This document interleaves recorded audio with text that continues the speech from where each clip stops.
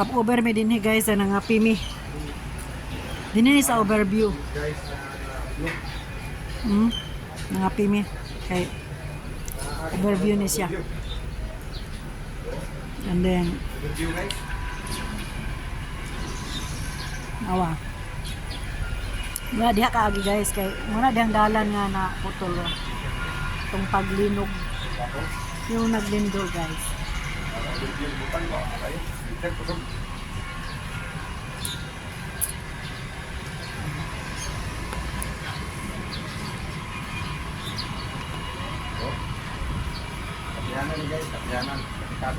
Yan yung ano daan na putol dahil sa lindol, yung malakas na lindol na may nahulog na sasakyan dyan, namatay ang isang pamilya dahil nahulaglag yung ano nila, yung sasakyan nila.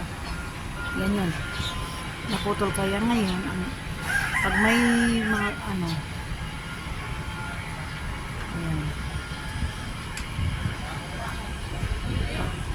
yan yung mga ano,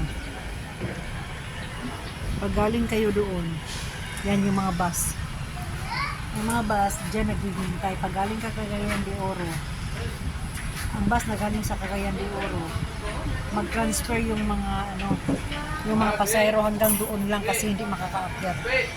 Dahil nga dyan ano, dahil sa daan na ginagawa nila. Tapos maglalakad yung mga pasahero dyan at mag-transfer dyan sa bus na yan, papuntang Davao yan. Tapos ang galing Cagayan de Oro hanggang doon lang sila sa baba. Tambay sila doon. Yan. Tapos, ayan. Kita nyo yan. Yan yung, kaya hindi makakadaan dahil dyan si shortcut. Ginagawa nila ng maliit na daanan. Yan. Kasi pag yung iba kasi doon dumadaan sa may San Fernando, Bukidnon. Kaya lang malayo na kasi doon pag nakaikot, doon ka nakaikot. Kasi pag sa San Fernando ka dumadaan, doon ang ano mo sa Digos, Davao, Digos. Kaya gusto na dito na lang dumaan kasi Davao guys. Ano, malapit guys, laos patag Davao guys. Kaya nga gusto ko nga yung pumunta ng Davao. Malapit ng Davao dito. Ito na, ano ito eh. Ito ang boundary.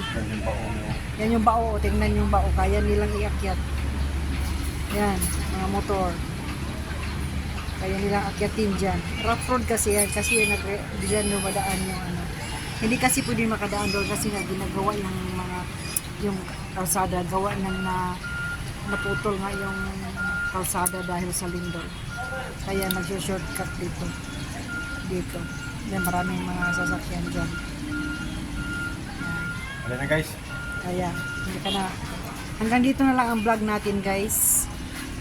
Kasi ano, uuwi pa kaming Cagayan de Oro. See you later guys. Bye!